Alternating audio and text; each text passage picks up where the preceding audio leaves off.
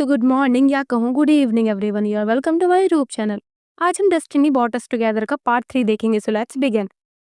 God Oleg Noemi के सपने में आता है। वो उससे कहता है, मैं तुम्हारा इंतजार कर रहा था माय डियर वाइफ।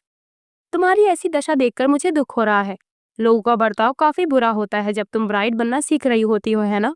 मैं बोर होने लगा था, इसीलिए मैंने सोचा शायद अब समय आ गया है कि मैं तुम्हें अपने पास बुला लूं। इसीलिए तुम्हें वापस वहीं पर लौट आना चाहिए जहाँ की तुम हो। तुम वहां जाकर उस दिन का इंतजार करो जब तुम मेरी शरण में आ जाओगी। नोएमी बोलती है, माय गॉड, मैं वापस नहीं जाऊंगी। ओलेग पूछता है, पर क्यों? नोएमी कहती है, मैं जानती हूँ कि इस जिंदगी में कुछ ठीक नहीं। ओलेग बोलता है, क्या तुम ये कहना चाह रही हो कि जो जिंदगी मैंने तुम्हें तोहफे में दी है उसमें कुछ गड़बड़ी है? नोएमी बोलती है, उस वक्त जब मैं होली लेडी थी तब मेरी वजह से एक पूरा गांव तबाह हो गया। ये सब जानने के बाद मैं कभी भी होली लेडी नहीं बनना चाहूंगी जैसी मैं थी। ओलेग तेज आवाज में बोलता है, तो तुम वापस लौटने और मेरी पत्नी बनने से इनकार कर रही हो? हाँ, तो तुम अपने गॉड के कमांड को फॉलो नहीं करोगी? क्या तुम्हें लगता है कि तुम्हारे पास आजादी है? मैंने कभी तुम्हें आजादी नहीं दी माई वाइफ। तुम चाहे कितनी भी जिद्दी क्यों ना हो, ये मेरी इच्छा है। तुम सब इंसान तो मेरे हाथों की कठपुतली हो जो इस दुनिया के लिए मेरी लिखी स्क्रिप्ट को फॉलो करते हैं। अगर मैं तुम्हें जिंदा रखना चाहूँ तो तुम्हें जीना होगा। अगर मैं चाहूँ कि तुम मर जाओ तो बेशक तुम मरोगी। तुम्हें क्या लगता है कि तुम इससे बच जाओगी, वो भी सिर्फ इसलिए कि तुम्हारे पास दूसरों से अलग एक खास पावर है? नोएमी बोलती है, पर ओलेग, होली बाइबल में लिखा है कि गॉड ने इंसानों को जन्म दिया है। और तभी ओलेग बोलता है, हाँ, और गॉड ने उनमें अपनी इच्छा फूंकी है। एग्जैक्टली, यही तो मेरी इच्छा है माई वाइफ। अगर तुम मुझ पर यकीन नहीं करती तो इस बात को खुद कंफर्म क्यों नहीं कर लेती? तुम खुद ही सोचो, क्या आजादी भरी इच्छा जैसी कोई चीज होती है? तुम इस गांव के लिए कुछ करना चाहती हो। तुम चाहती हो कि इन गांव वालों को वो सब कुछ वापस मिल जाए जो इन्होंने खोया है। एग्जाम्पल के लिए पानी। हाँ, तुम्हारे लिए करना पॉसिबल है। अगर तुम यहीं पर रहती हो तो मैं इस जगह को दोबारा से नकलिस्तान में बदल दूंगा, लेकिन इसके लिए मेरी एक शर्त है। यहाँ पानी के बदले किसी को अपनी जान की कुर्बानी देनी होगी। चलो देखते हैं कि तुम्हारी प्योर विल उन लोगों की जिंदगी को कैसे जी सकती है। ये सुनने में मजेदार है ना? नोएमी चिल्लाकर बोलती है, मैं लोगों की जान को लेकर दांव नहीं खेल सकती। ओलेग बोलता है, चलो भी, मैंने तो तुम्हें खुद चुनने की छूट दी है। या फिर अगर तुम कहो तो मैं तुमसे तुम्हारी सारी चाहने वाली चीजों को ही छीन लूं। देखो, मैं बेहद ईमानदार हूँ। मैं हमेशा जो कहता हूँ वो करके दिखाता हूँ, भले ही इसमें मेरी पत्नी को दुख पहुंचे। माई वाइफ, तुम जाकर अब आराम करो। अब तो तुम्हें मेरे भविष्यवाणी के खिलाफ लड़ना भी होगा। हम जल्द ही दोबारा मिलेंगे। अब नोएमी चौंक कर नींद से जग जाती है। वो हाँफ रही होती है। पियरे उसके पास में ही बैठा होता है। वो पूछती है, सर पियरे, आप यहाँ क्या कर रहे हैं? पियरे कहता है, माफ करना, मैं तुम्हारे कमरे की ओर से गुजर रहा था और मुझे चीखने की आवाज सुनाई दी, इसीलिए मैं अंदर आ गया। वो नोएमी को उसके ग्लव्स लौटा देता है जो उसने थियो से छीन लिए थे और वहां से जाने लगता है। तभी अचानक कमरे की छत का एक हिस्सा टूटकर गिर जाता है। पियरे चोट लगने से बच जाता है। वो बोलता है, अचानक छत कैसे गिर सकती है? नोएमी सोचती है, कहीं ये ओलेग का तो काम नहीं। लगता है उसका कोप शुरू हो गया। पियरे कहता है, एक रात के लिए तुम किसी तरह यहाँ रह लो, वैसे भी तुम लोग कल यहाँ से जा रहे हो। नोएमी उससे बोलती है, सर पियरे, क्या हम यहाँ कुछ दिन और ठहर सकते हैं? पियरे कहता है, क्या तुम्हें लगता है मैं हाँ में जवाब दूंगा? नोएमी बोलती है, मुझे पता है कि आप मुझसे नफरत करते हैं और मुझे आपसे माफी मांगने का भी कोई हक नहीं। पियरे बोलता है, ये अच्छी बात है कि तुम ये सब जानती हो, इसीलिए तुम्हारे चले जाने में ही सबकी भलाई है। वो कमरे से जाने लगता है। नोएमी सोचती है, सर पियरे का गुस्सा जायज है, लेकिन मैं पहले की जैसी नहीं रहूंगी। और ये नहीं कि मैं कुछ भी ना करूं। वो पियरे को रोकते हुए बोलती है, प्लीज आप मुझे जाने से पहले वो करने दीजिए जो मैं कर सकती हूँ। मैं अपनी पावर का इस्तेमाल करके ये खोजना चाहती हूँ कि इस गांव को किस चीज की सबसे ज्यादा जरूरत है। मैं माफी नहीं चाहती हूँ। आप मुझ पर गुस्सा कर सकते हैं और मुझे शाप दे सकते हैं, लेकिन आप ये मत कहिए कि मुझसे कोई गलती नहीं हुई। इधर थियो बाहर बैठा होता है। वो नोएमी से अपने किए गए बर्ताव के बारे में सोच रहा होता है। नहीं, ये सच है, मैंने नोएमी का इस्तेमाल किया है, लेकिन मुझे ऐसा क्यों फील हो रहा है? शायद ऐसा इसलिए है क्योंकि वो दोबारा सेक्रीफाइस करना चाहती है। पर क्या वाकई ये मेरे गुस्सा होने वाली बात है? और इस सब का भला मुझसे क्या लेना देना है? हमारा रिलेशनशिप तो सिर्फ एक समझौता है। तो ये सब सोचते हुए थियो का दिमाग खराब होने लगता है और वो चिल्लाने लगता है। वो सोचता है, पता नहीं जब भी बात नोएमी की होती है मेरे इमोशन इतने अजीब क्यों होने लगते हैं। नोएमी, क्या तुम्हें अब भी लगता है कि तुम मंदिर में कैद हो? उसे तेजी से जमीन के अंदर से कोई आवाज सुनाई देती है। थियो उधर उधर झांकते हुए सोचता है, उसने कहा था कि यहाँ रात के समय चीखने की आवाजें आती हैं, लेकिन भला जमीन थोड़ा ही चीख सकती है, तो आखिर ये आवाज कैसी थी? वो जमीन पर अपना कान लगाने के बारे में सोचता है, पर दूसरे ही पल थियो मन में कहता है, नहीं, यहाँ की जमीन जैसे मन हो वैसे रोए। मुझे तो नोएमी से माफी मांगने जाना होगा। वो जाते हुए माफी मांगने की प्रैक्टिस कर रहा होता है। हाँ, मुझे बोलना है। आई एम सॉरी, मुझे माफ कर दो नोएमी।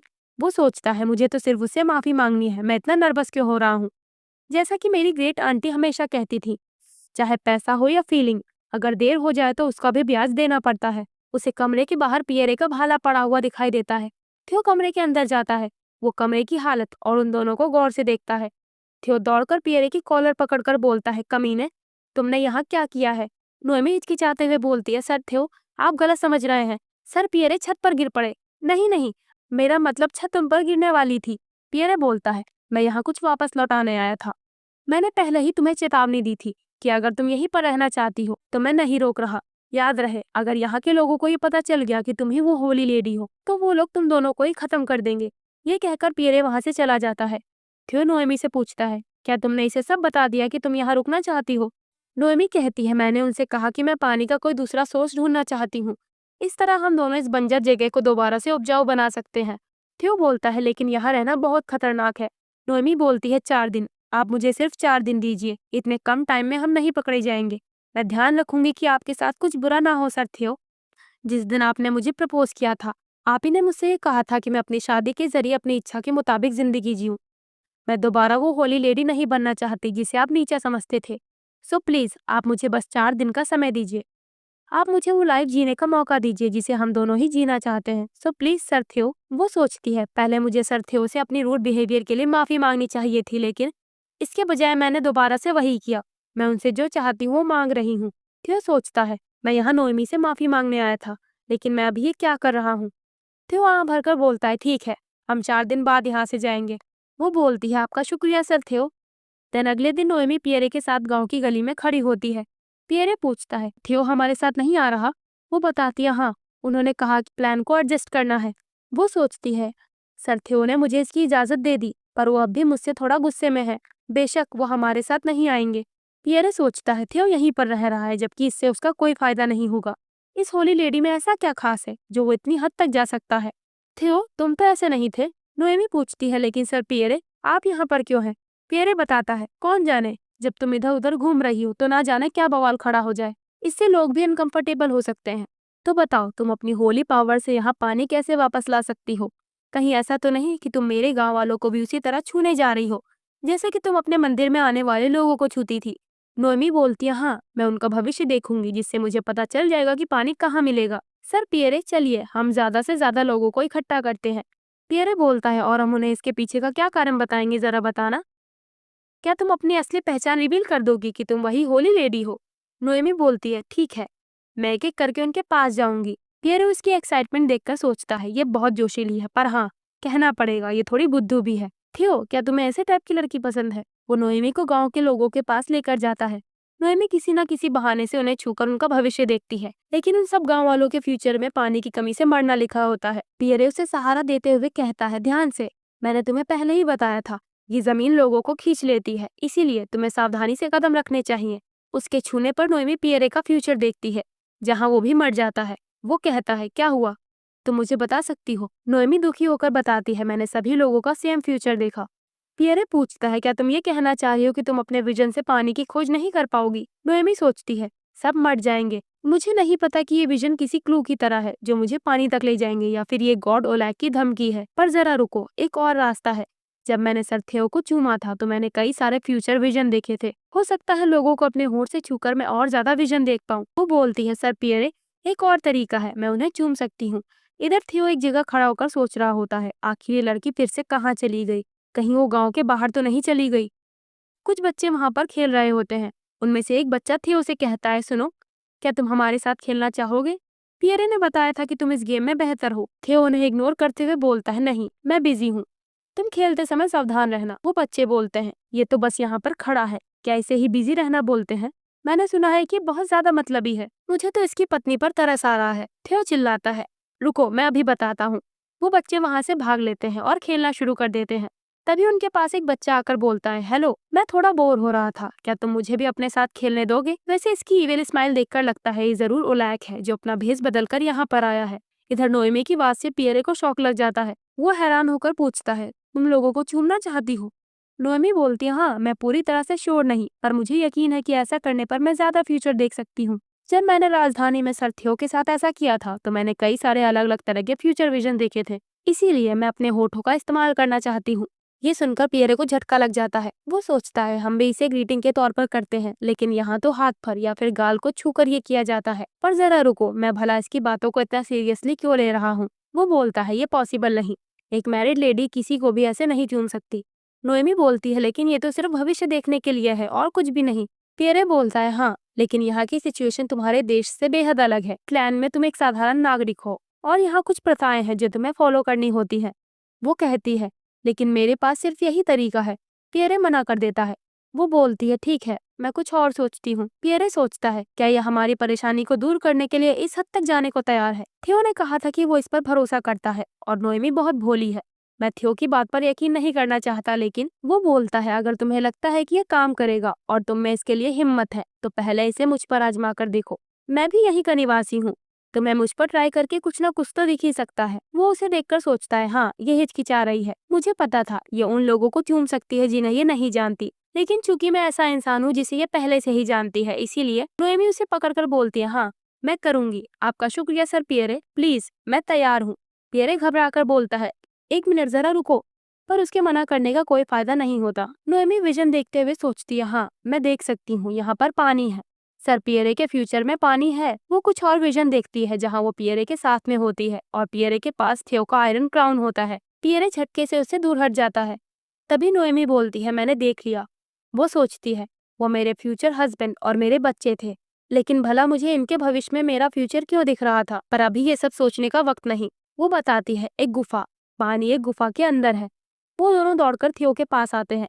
थियो मन में बोलता है क्या वो पूरे टाइम पियरे के साथ में थी। थियो उसे कहता है तुम कहाँ चली गई थी। हाँ, तुमने तो कहा था कि तुम्हें लोगों से मिलना है। वो बताती है एक गुफा, उसके अंदर हमें पानी मिलेगा सर थियो। पियरे कहता है पर यहाँ आसपास तो कोई गुफा नहीं है। थियो तुम्हारी पत्नी कह रही है कि किसी गुफा में पानी है। नोएमी सोचती है यहाँ पर कोई गुफा नहीं, तो फिर जो मैंने देखा वो क्या था। क्या मेरा ये मानना सही है? उस गुफा तक पहुँचने के लिए किसी को बलिदान देना पड़ेगा। थियो बोलता है अगर कोई गुफा नहीं है तो हमें उसकी तलाश करनी चाहिए। नोएमी के विजन कभी गलत नहीं होते। वो नोएमी से कहता है तुम फिर से ध्यान दो, हो सकता है कोई सुराग हो जो तुमने मिस कर दिया हो। नोएमी पियरे बोलता है तुमने वही भविष्य देखा जो तुम देखना चाहती थी, तो और क्या परेशानी हो सकती है। नोएमी बताती है मुझे लगता है कि इससे पहले कि हम पानी को ढूंढें किसी को अपनी जान की कुर्बानी देनी होगी। मैंने सभी गाँव वालों के भविष्य में मौत देखी थी, उन सभी की किस्मत में मरना लिखा था। थियो पूछता है क्या तुम श्योर हो सकता है ये कुछ और हो। पियरे कहता है थियो तुम्हें ने कहा था कि तुम्हारी वाइफ के विजन सच्चे होते हैं। मिस नोएमी क्या ये कुर्बानी सिर्फ एक इंसान के लिए काफी होगी। नोएमी बोलती है मैं पक्की तौर पर तो नहीं कह सकती, लेकिन पियरे बोलता है तुम्हें श्योर होना पड़ेगा क्योंकि मैं ये कुर्बानी देने को तैयार हूँ। थियो बोलता है क्या।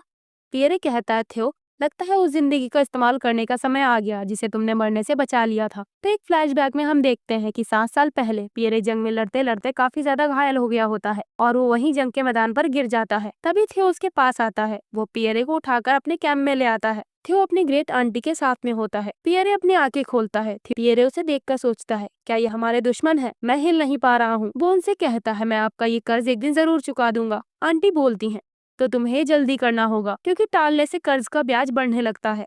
तभी थियो बोलता है ग्रेट आंटी वो भला आपको एहसान क्यों चुकाएगा। वो पियरे से कहता है सुनो, वो मैं था जिसने तुम्हारी जान बचाई है, क्या तुम्हें समझ आया। अब प्रेजेंट में थियो कहता है क्या तुम ये क्या बकवास कर रहे हो, क्या तुम्हें लगता है इस तरह तुम मेरा एहसान चुका दोगे। तभी पीछे से चिल्लाने की आवाज आती है। उन बच्चों में से एक को रेत अपने अंदर खींचने लगती है। वो तीनों उसे बचाने के लिए जाते हैं। पियरे उसकी ओर रस्सी फेंकता है और वो दोनों मिलकर उसे बचाने की कोशिश करने लगते हैं। उसी वक्त नोएमी को अपने पीछे से आवाज सुनाई देती है। इंसानों को मौत से डरता हुआ देखना बेहद मजेदार होता है। हाँ, तुम्हारा यही एक्सप्रेशन, मैं भला खुद को कैसे रोक सकता हूँ। मैं तुम्हें मिस कर रहा था माय डियर वाइफ। तो वो बच्चा असलियत में ओलैक ही होता है। वो नोएमी से कहता है क्या हम बात कर सकते हैं। नोएमी थियो और पियरे को आवाज दे रही होती है, पर ओलैक के जादू के कारण उसकी आवाज उन तक नहीं पहुंच पा रही होती है। वो बोलता है तुम अपनी ताकत बर्बाद करना बंद करो, तुम यहाँ से नहीं भाग सकती। वो लोग भी तुम्हें यहाँ से नहीं देख पाएंगे। अब हार मान लो, उस बच्चे को मर जाने दो। वैसे भी उससे तुम्हारा कोई लेना देना नहीं है। यहाँ आने से पहले तुम्हें तो ये भी नहीं पता था कि वो एग्जिस्ट भी करता होगा। पानी ढूंढने के लिए एक छोटी सी जान का मर जाना ही बेहतर होगा। सभी इंसानों को आखिरकार तो मरना ही होता है। तुम्हें इसकी आदत डाल लेनी चाहिए। ये तो बस केवल छोटी सी मौत है। नोएमी सोचती है छोटी सी मौत। वो उस पल को याद करती है जब उसे ओलैक की पत्नी बनाया जा रहा था और वो फूट फूट कर रो रही थी। और तभी से उसे अपनी मौत का विजन दिखाई देने लगा था। उसका हर दिन मौत की तरह था। वो बोलती है, मैं ऐसा नहीं करूंगी। कोई भी पर्सन मौत का आदी नहीं बन सकता। मैं हर दिन अपनी मौत को देखती थी, लेकिन मैं कभी भी इसकी आदी नहीं हुई। फिर भी तुम वहां खड़े होकर मुस्कुरा रहे हो और इतने भयानक मंजर को छोटी सी मौत कह रहे हो। अब मुझे समझ आ गया, तुम हम इंसानों के लिए एग्जिस्ट नहीं करते, इसीलिए मुझे तुम्हारे सामने खुद को सरेंडर करने की कोई जरूरत नहीं। मैं वो नहीं करूंगी जो तुम चाहते हो। ओलैक ओलैक बोलता है, क्या ऐसी बात है? लेकिन ये कोई ऐसा मुद्दा नहीं जिसका फैसला तुम खुद करोगी। ये दुनिया का नियम है कि तुम्हें वही करना होगा जो मैं चाहता हूँ। वो अपना जादू हटा लेता है। ओलैक नोएमी से कहता है, देखो सब कुछ मेरी इच्छा के मुताबिक हो रहा है। नोएमी सोचती है, नहीं, मैं इसे ऐसा नहीं होने दूंगी जैसा कि तुम चाहते हो। ओलैक बोलता है, देखते हैं तुम अपना बेस्ट दे पाती हो या नहीं। वो दौड़कर उस बच्चे को बचाने के लिए जाने लगती है। ओलैक पीछे से उसे देख रहा होता है। वो उस बच्चे को पकड़कर बोलती है, इसे ऊपर खींचो। कुछ देर में वो बच्चा बाहर आ जाता है, लेकिन उसकी जगह नोएमी जमीन के अंदर धंसने लगती है। फिर चिल्लाकर बोलता है, नोएमी। नोएमी सोचती है सब कुछ ठीक रहेगा। वो बच्चा आखिरकार बच जाता है, लेकिन इस सब में नोएमी पूरी तरह से जमीन के अंदर समा जाती है। नीचे ओलैक अपनी बाहें फैलाकर बोलता है, बेवकूफ औरत, तुम कुछ नहीं कर पाई तो आखिर में तुमने अपनी जान ही कुर्बान कर दी। हालांकि यही वजह है कि मैं तुम्हें पसंद करता हूँ। तुम मुझे अचानक वाली खुशी देती हो।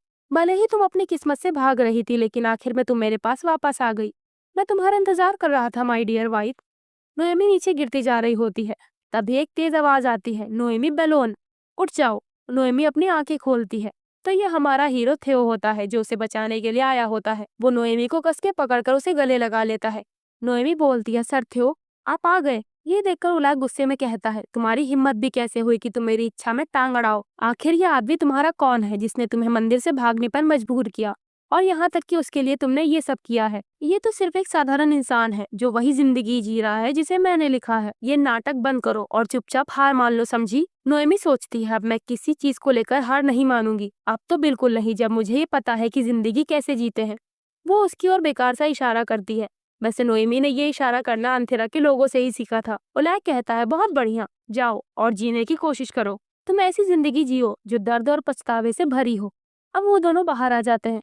नोएमी पूछती है, सर थियो, आप ठीक तो है? थियो खांसते हुए बताता है, मुझे लगता है एक बार में मर जाना इससे कम दर्द भरा होता है। नोएमी इमोशनल होकर बोलती है, और अगर सच में ऐसा हो जाता तो? थियो कहता है, ये बात तो मुझे कहनी चाहिए। तुम अपनी जान की परवाह किए बगैर वहाँ क्यों कूद गई थी? हाँ, राजधानी में जो जश्न होने वाला है वो लगभग मातम में बदल गया होता। तभी नोएमी हैरान होकर बोलती है, सर थियो, वो देखिए, हमें पानी मिल गया। तो आखिरकार ये लोग पानी ढूंढ ही लेते हैं। वैसे मानना पड़ेगा, थियो एक मेन लीड के तौर पर एकदम परफेक्ट है। नोएमी बोलती है, ये ठीक वैसा ही है जैसा मैंने अपने विजन में देखा था। वो अचानक से बैठ जाती है। थियो पूछता है, क्या तुम ठीक हो? वो कहती है, हाँ, मैं बहुत राहत महसूस कर रही हूँ। सर थियो, हमने कर दिखाया। वो सोचती है, ओलैक गलत था। हमने किसी को कुर्बान किए बगैर पानी खोज निकाला। इंसान गॉड की कठपुतलियां नहीं होते, और अब मुझे शहीद होने के लिए नहीं जीना पड़ेगा।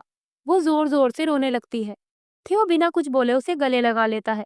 वैसे यहाँ पर ये नोटिस करने वाला है, हम ऐसे अधिकतर सीन में देखते हैं जहाँ मेल कैरेक्टर फीमेल कैरेक्टर को रोने से चुप कराने लगता है, पर यहाँ पर ये सीन काफी अच्छी तरीके से दिखाया गया है कि थियो नोएमी को रोने से नहीं रोकता, ताकि उसका दर्द जो उसने इतने सालों तक सहा है वो बाहर निकल सके। तो अब उस गांव में पानी आ जाता है। पियरे थियो से बोलता है, नोएमी अमेजिंग है। उसने तो हमारे महान थियो फिलग्रैड को उसे बचाने के लिए दलदल में कूदने पर मजबूर कर दिया। हाँ, वैसे हमें ये बार बार देखने को नहीं मिलता जहाँ तुम्हें इतनी लापरवाही से काम करते हुए देखा जाए। थियो कहता है, ऐसा इसलिए था क्योंकि मुझे पता था कि मैं नहीं मरूंगा। पियरे बोलता है, कैसे? क्या नोएमी ने ये भी अपने विजन में देखा था? थियो सोचता है, हाँ, और सिर्फ यही कारण था कि मैंने ये बेवकूफी भरा काम किया। लेकिन क्या इसके पीछे कोई और वजह भी थी? वो बोलता है, हाँ, उसने देखा था। अगर ऐसा ना होता तो हम दोनों इस सफर पर साथ में ना होते। पियरे कहता है, नोएमी ने तो तुम्हें भी भविष्यवाणियों पर विश्वास दिला दिया। यही चीज है जो नोएमी को और वंडरफुल बना देती है।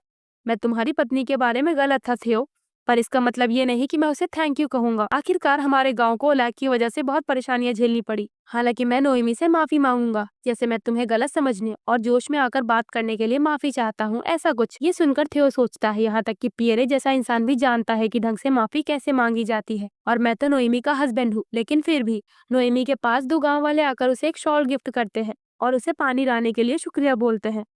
वो औरत उसे गले लगाकर बोलती है, मैंने सुना कि तुमने हमारे एक बच्चे को बचाने के लिए अपनी जान को खतरे में डाल दिया।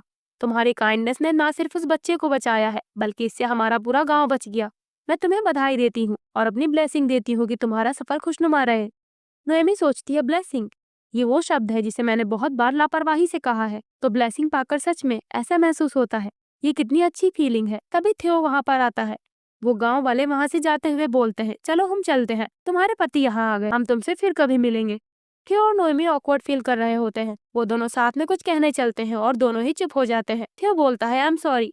नोएमी कहती है, नहीं कोई बात नहीं, मैंने ही सेम टाइम पर बोल दिया। थियो बोलता है, नहीं इसके लिए नहीं, मैं माफी मांगना चाहता हूँ क्योंकि मैंने तुमसे कहा था कि तुम कुछ नहीं कर सकती। मैं गलत था। मैं तो बस यही चाहता था कि तुम अपने अतीत को लेकर कंफर्टेबल रहो और तुम्हें उन चीजों के लिए गिल्टी ना फील करना पड़े जिसकी जिम्मेदारी तुम्हारी नहीं थी। लेकिन मैंने बुज़दिलों की तरह वो सब बोल दिया। नोएमी थियो का हाथ पकड़कर बोलती है, हाँ मैं भी। जब मैंने कहा कि आप भी उन पुजारियों की तरह है, ये बिल्कुल गलत था। असलियत में तो आप उन सबसे एकदम अलग है। आप ऐसे इंसान हैं जिनके लिए मैं आभारी हूँ और मैं आपकी मदद करना चाहती हूँ। जब मैंने वो बात कही तब मैं खुद पर नाराज थी और मैंने इसका गुस्सा आप पर निकाल दिया। मुझे माफ कर दीजिए सर थियो। थियो भी भावनाओं में आ जाता है। वो कहता है, मैं भी यही कहना चाहता था। आई एम सॉरी और थैंक यू नोएमी। तो इसी के साथ में ये पार्ट भी यहीं पर एंड हो जाता है।